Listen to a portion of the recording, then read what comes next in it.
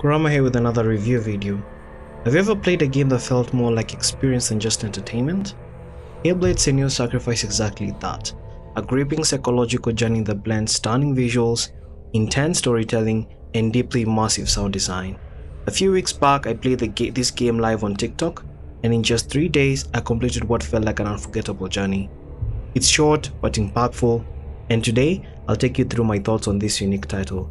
I'll be showcasing the beginning chapter of the gameplay as we review, so you won't have to worry about too many spoilers.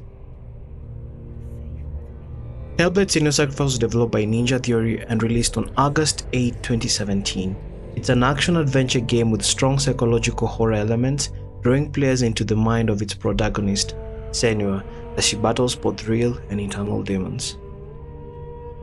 The first thing that drew me into this game was the visuals. The level of detail in the graphics is insane, making every environment feel alive and eerie at the same time.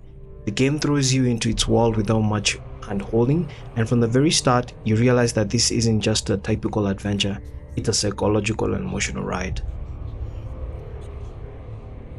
At first glance, Hellblade might seem like a walking simulator, given its numerous cutscenes and slower paced sections, but it's actually a mix of light combat, environmental puzzles, and narrative-driven exploration. The game takes a very linear approach, but its stunning transitions and immersive storytelling make up for that. This is a story-driven game that follows Senua, a Celtic warrior on a journey to Helheim to rescue the soul of a deceased lover. Throughout the game, players will solve puzzles, engage in minimal but impactful combat, and experience a deeply emotional story told through Senua's struggle with psychosis. The game is fairly straightforward. There's some exploration, but it's mainly about moving forward and uncovering the story. Puzzles play a huge role, often requiring you to align symbols in the environment to progress. While the combat isn't difficult, it does require timing and strategy, especially towards the end when enemies endlessly respawn until you realize you're actually supposed to lose. That moment really caught me off guard. Despite its simplicity, the gameplay is smooth, and the way visuals enhances the storytelling is one of its strongest points. One of the most unique aspects of Hellblade is how it portrays mental illness. The game gives players an insight into psychosis by simulating voices in Senua's head, visual distortions, and a constant feeling of unease. It seamlessly blends storytelling with gameplay, making you feel truly connected to Senua's struggles. The game follows Senua as a warrior struggling with deep trauma and psychosis. Her journey to Helheim is not just a physical one, but a mental battle against her own demons. The storytelling is rich, layered, and emotionally heavy, making it one of the most compelling aspects of the game. As she embarks on a journey to Helheim, believing she can save the soul of her lost lover, along the way she will face visions, voices, and powerful illusions that challenge her sense of reality.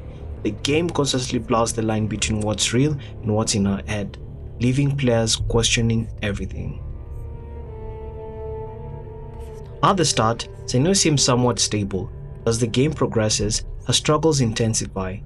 The more we uncover her past, the more the voices in her head grow stronger, and the emotional weight of her journey becomes almost unbearable. The game does a great job of portraying this downward spiral while also showing moments of strength and resilience. This game is heavy. If you're someone who struggles with mental health, it might not be for you. The theme of loss, trauma, and psychosis are deeply unsettling, and the voices whispering in Senua's head can make you feel genuinely uneasy. However, if you're up for emotional challenge, Hellblade offers a one-of-a-kind experience. The visuals in Hellblade are top tier. Every environment tells a story through its lighting, colors, and airy distortions. The game is dark, atmospheric, and filled with grotesque imagery. Corpses, spirits, unsettling landscapes that feel straight out of Viking mythology. The music and sound design play a huge role in immersion, using 3D audio to make the voices in Senua's head feel disturbingly real. The game's art style is incredibly realistic, with photorealistic environments and character models. The facial animations, especially Senua's, are more of the best in gaming, making every emotion she experiences feel raw and believable. The audio design is phenomenal, voice acting is hauntingly good, and the binaural audio makes the whispers in Senua's head feel as if they're surrounding you. The soundtrack features Viking-inspired chants and airy melodies that perfectly match the game's dark tone. If we speak about the performance and stability, I was playing on a PS5. The game runs flawlessly. Since this is a PS4 title, load times are quick and I didn't encounter any bugs or glitches. It's a smooth experience overall. The game doesn't hold your hand much when it comes to controls. I had to check the settings menu to figure out some mechanics, like running, which I embarrassingly discovered halfway through the game. The UI is simple and clean, though there aren't many customization options for controls, which I wish it had. Well, the game is great, there isn't much replayability here. No side quests, no endgame challenges. Once you finish the story, that's it. If you miss collectibles like the Lost Stones, you have to replay the entire game from scratch, which is a bit frustrating.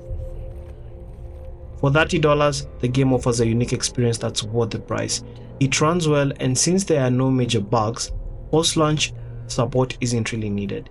If you're looking for a short but impactful game, this is a solid pick. While Hellblade didn't completely blow me away, it left a lasting impression. The visuals and atmosphere were the biggest highlights, but the story had moments that left me with more questions than answers. It's kind of a game that sticks with you, making you reflect on its themes long after you've finished it. One of my funniest moments realizing halfway through the game that I could run, I was walking everywhere like an idiot until someone on my TikTok chat pointed it out. I immediately checked the controls and felt so dumb, but once I figured that out, the game felt even way better. Some of the pros I can point out is that the stunning visuals and incredible audio design, the unique and emotional storytelling, and engaging puzzles and immersive atmosphere. While it doesn't have a lot of cons, what really stood out for me were it felt way short, wished it was a bit longer, and the fact that there is no chapter select, which makes collecting missed local stones frustrating. I wish it did have. Would I recommend the game? Absolutely. If you enjoy narrative-driven games with deep psychological themes, this one is worth your time. I'd rate it a solid 7.5 out of 10. It's short and missing some quality of life features, but its emotional impact makes up for it. And now I guess I have to replay the whole game just to get that one missing trophy. Wish me luck. If you enjoyed this review video, don't forget to hit that like button. Let me know what you think about the game or what you're looking forward to if you're planning to play at the comments.